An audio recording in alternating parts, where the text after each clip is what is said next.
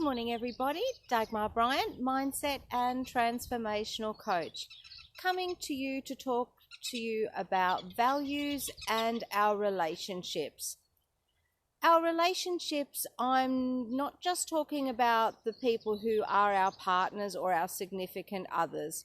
I am talking about all relationships, whether they are our colleagues, they are our business partners, whatever that happens to be, even including family, friends, and associates. We all have relationships with different people who have different roles in our lives.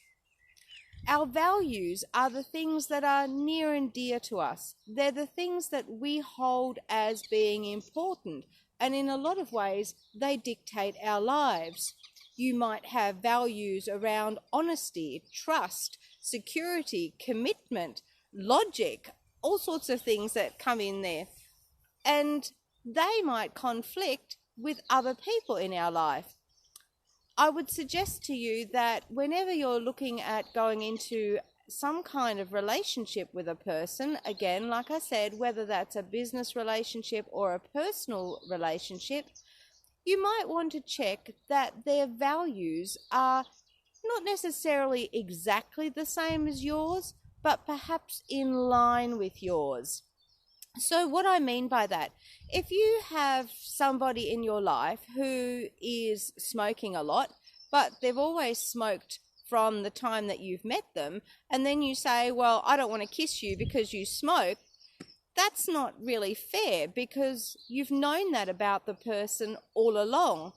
You can't expect somebody else to change their values or what they are doing to fit in with you just because you've decided something doesn't suit you. The same applies with a business relationship. If you have a value, for example, of security, and you're investing your money with a person, you're giving them some money, and you find out that their number one priority is return on investment, you just want to have a bit more of a deeper discussion, making sure that somehow those two values can be aligned or that they can be in sync, rather than you getting halfway down the track and you're really realizing that for them return on investment means that they're using dodgy materials. See what I mean about values and making sure how they are important in our lives? It's the kind of thing that will only lead to disaster if we don't clarify it on the outset. It's one of those things that can make all the difference to whether a relationship, again, business or personal, will go the distance or will crumble. I was in an exercise with a person in a workshop not that long ago, and this person actually was really irritating me. Now, I'm not saying there was anything wrong with that person.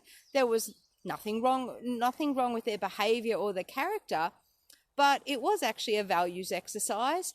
And through one of the things that we did, he ended up saying to me, my values, Dagmar, not your values, because we disagreed on something.